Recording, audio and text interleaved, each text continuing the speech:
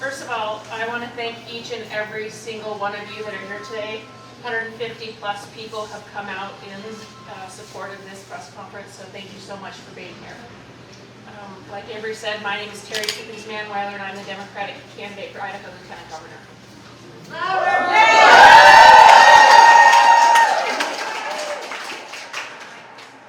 Today is a very somber day, a frightening day.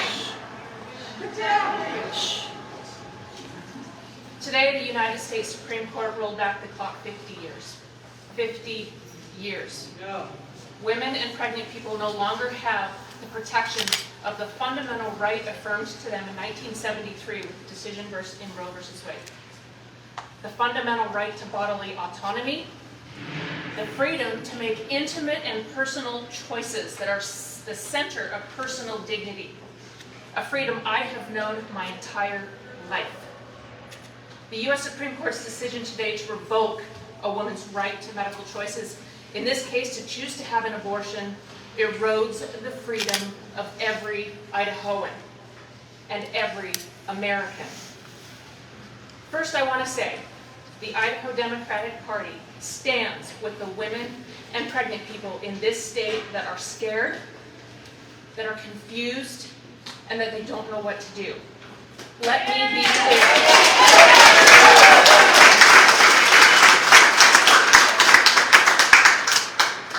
Let me be clear. Today, you still have the right to legal access to abortion services. If you need reproductive health care, it is still a protected right in Idaho. Please seek the care if you need it. It will not be deprived of you for now. In 30 short days, that won't be the case. We have to protect and exercise the choices we still have. Today, Republican politicians have taken away our choice to make personal medical decisions, in this case, the right to an abortion. But women still have a very powerful choice today. Vote. Yes.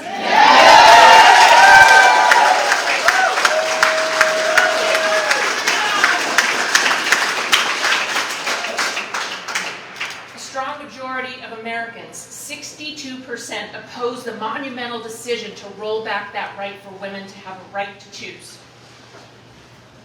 This move from the Supreme Court is stacked with extreme Republicans appointees demonstrates a view of freedom that Americans don't share.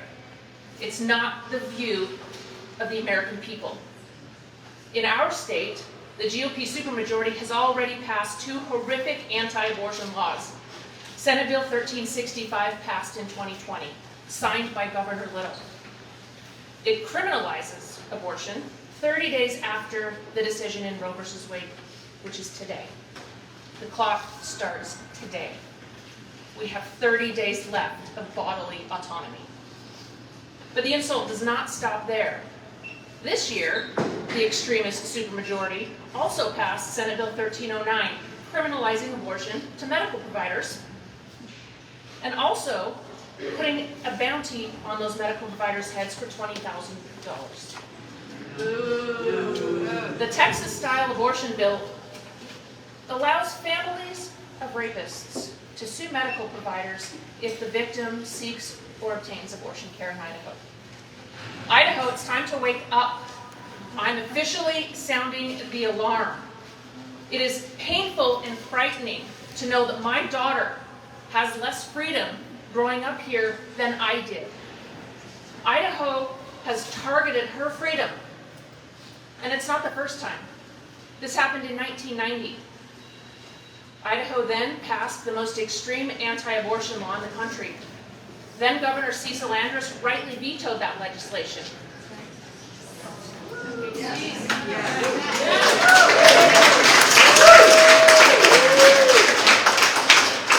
With the entire country watching, then Governor Cecil Andrus vetoed that legislation, knowing that that could end his re-election. But it didn't. Guess what? Idaho women showed up. Right.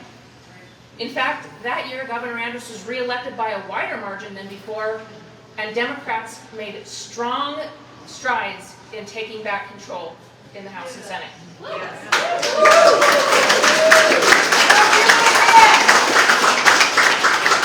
In 1990, Idaho women, regardless of political affiliation, voted for candidates who respected them and who pledged to preserve and protect their fundamental rights. The same thing is going to happen this year in Idaho and across the country. If we don't stand up to this attack, what personal freedom will we lose next? The right to access birth control? Representative Crane has already said IUDs and Plan B are on the table. And what about our LGBTQ plus community? Will they still have the fundamental right to marry who they love? Nope. And what about interracial marriage? Is that on the line? And finally, how about interstate travel? Are women going to be prevented to cross the state line because they're seeking medical care? Where will it stop? The time is now for every single Idahoan to stand up and say, enough is enough. Our freedoms are not at your disposal. I have a message to the Idaho GOP supermajority, and I want it to be perfectly understood in no uncertain terms. We won't go back. I'm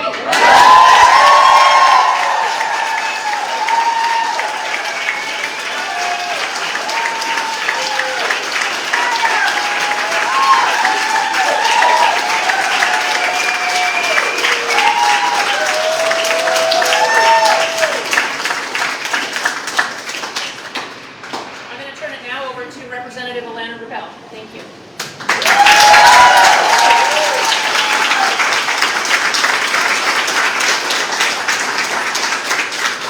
Thank you all so very much for coming out here today on this very sad day, but made somewhat less sad by this powerful demonstration of so many people who value women's freedom and autonomy. As Terri Pickens Manweiler put it so well, today's decision has undone the constitutional right to privacy under the 9th and 14th Amendments of the Constitution. This right, to be clear, has been the foundation for 50 years of protection from state legislators who want to control every aspect of our private lives. Every aspect, not just abortion. From what we do in our own bedrooms, who we love, who we marry, and whether and when we have children, and more. And in finding that we have no constitutional right to be free of state control in the most private and personal aspects of our lives, the Supreme Court has opened a terrible Pandora's box with grave implications. And nowhere are those implications more grave than in the state of Idaho, where our GOP supermajority has already acted to strip women of their right to safe and legal abortion, effective 30 days from now. But we have seen that their appetite for control of our private lives is boundless, going so far as to force women to undergo transvaginal ultrasounds and, as noted, allowing rapists to sue when a rape victim seeks an abortion. They have shown they want to control what medical care patients can provide or parents can provide their children, what books kids can read. And at least one GOP leader has already expressed interest in potentially banning IUDs and other forms of birth control. And the Supreme Court today turned these control mongers loose. If Idahoans value freedom from government domination of their private lives, the need to elect more Democrats to the State House has never been greater.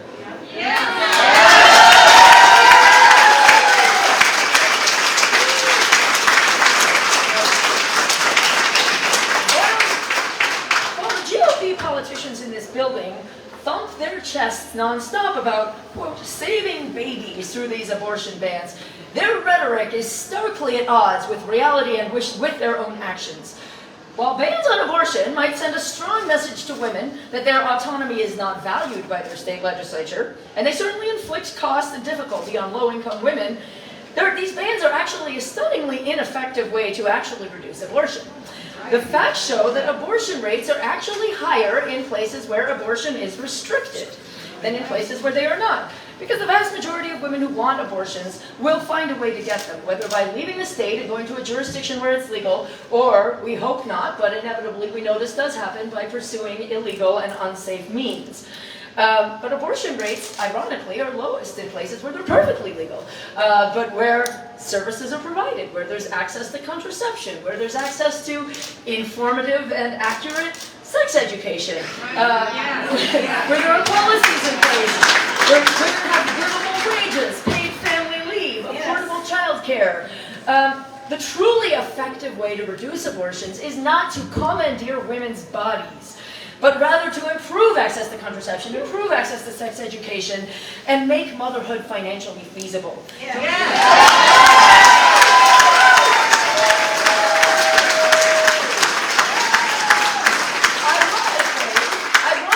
those are all things that our GOP supermajority has fought tooth and nail for years.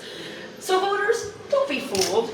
The GOP legislators who have brought bill after bill to force women through pregnancy against their wills have done nothing to genuinely reduce abortions. Their actions have, if anything, likely increased them.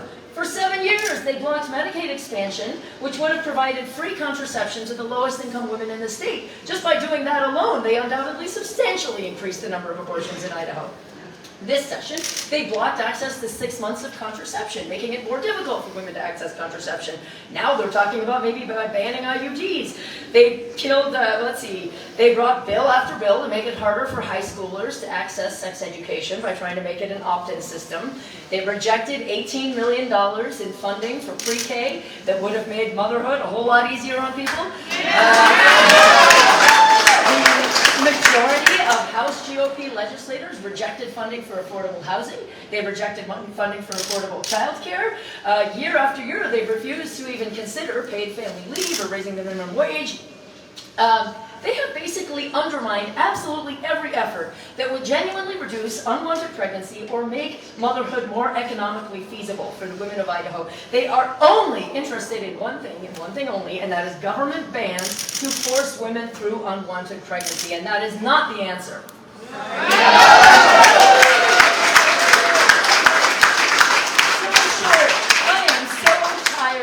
Hollow baloney about how they're, quote, saving babies. Because the pushers of these bans have opposed every truly pro-child, pro-family policy that's come down the pike that would actually help families and actually reduce abortions.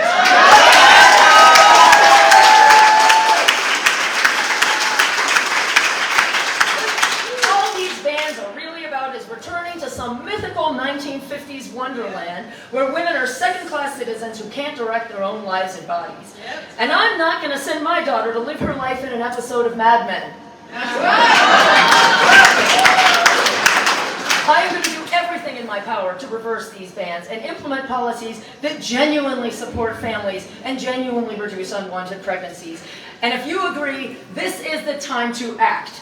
Get involved in our elections. Elect Democrats. If you can find one, elect a Republican who's willing to stand for our rights, but I haven't found one yet. But if you can find one, support them.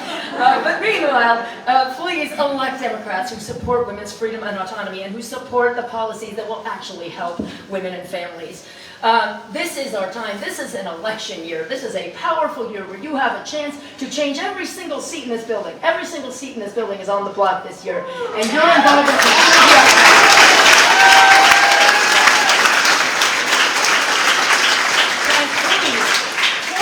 not despair. They are hoping we despair. That's when we lose, is when we despair. Today is not the end of the story. What was done today can be undone. We can undo these bans. We can undo these bans at the state level. We can pass federal protections. We can elect new people to the U.S. Senate. We can someday get new people on the Supreme Court who will value and stand up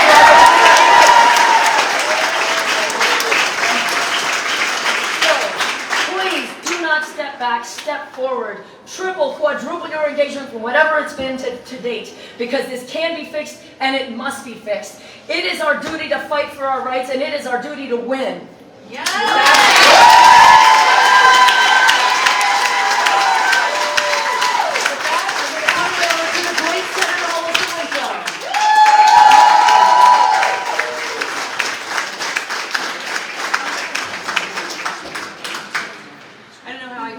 that, and I'll probably go off script. Some of you have already talked to me this morning and asked my reactions.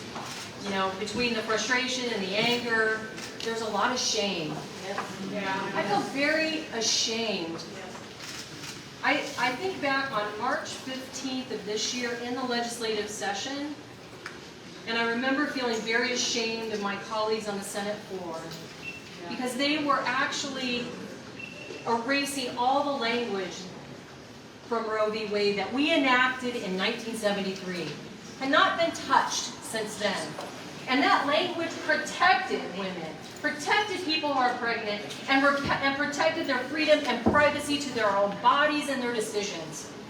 And most importantly, it respected the rights of people who had been victimized by rape and sexual assault and incest. And while I watched my colleagues brush away, as if nothing to see here, this outdated language is what they called it, I said to them it was more than ink on paper and more than crossed out lines. It was crossing out my very human rights.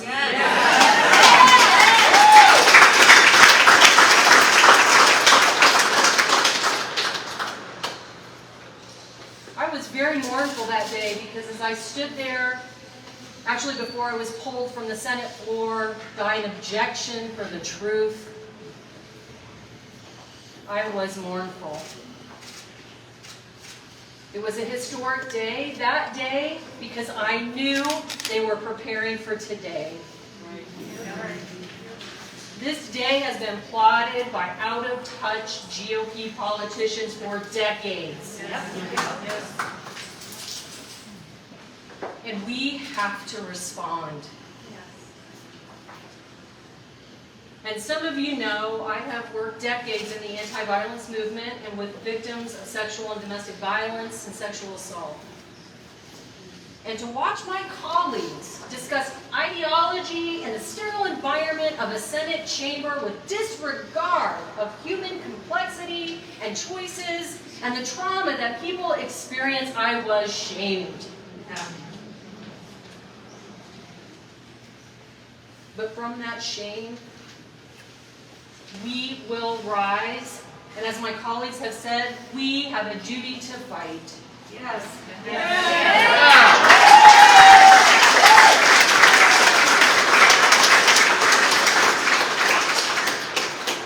As I said that day on the Senate floor, in tears, full of emotion, we will run this race. We will not relent. We never have. I see people here who have been working in this movement and have fought for my very rights, and we will have you now.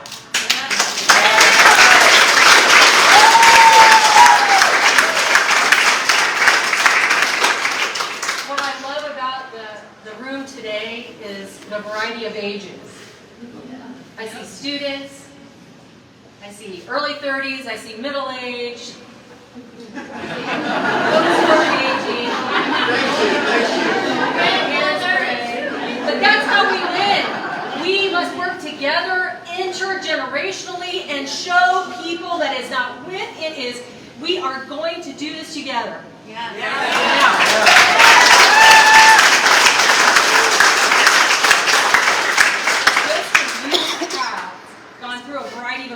Today. From tears to anger to frustration to shame, we have to grab onto that and fight like hell, like we have never fought before. And the way to do that, the only way I see in this state, to change the policy, we have to change the politicians in the seat. This state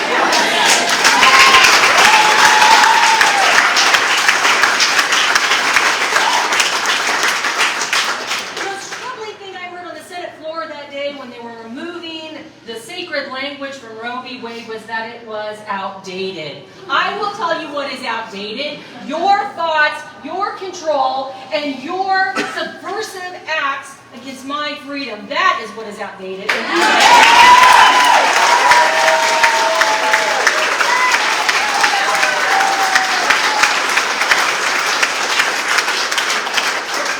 going to end on this note because it's a pretty serious note. We have seen extremism infiltrate our state. We are seeing extremism and hate infiltrate our state. This is not the Idaho I came to in the 90s. This is not the Idaho now. We will push back. We will not accept it. The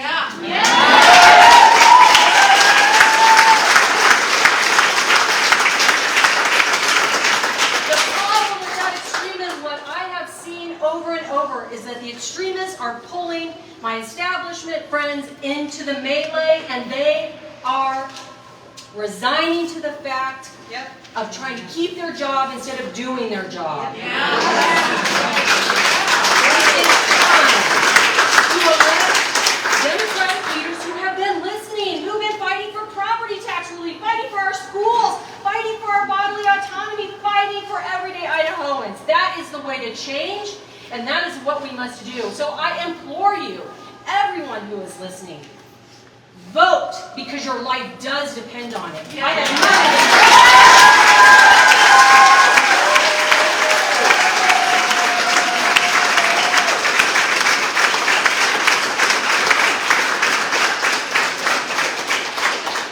We should probably end there, but I did get a text from the mayor. And we know that she is a staunch supporter, so I want to read just a brief statement from her. She's at a college graduation, actually, and so she can't be here today. So this is what she said. The news from home is unsurprising, but no less devastating. My heart is unspeakably heavy as I type this in the wake of this decision, and as hundreds and thousands of Idahoans lose access to basic bodily autonomy and essential health care. It will be more important now than ever to stand strong for every last one of us. I remain steadfast in my support for all people who need access to abortion care and their right to privacy in health care decisions. Upon returning home, I will have more to share about Boise's role in this fight, but for now, I stand in solidarity with the brave women and leaders in front of me today. Thank you.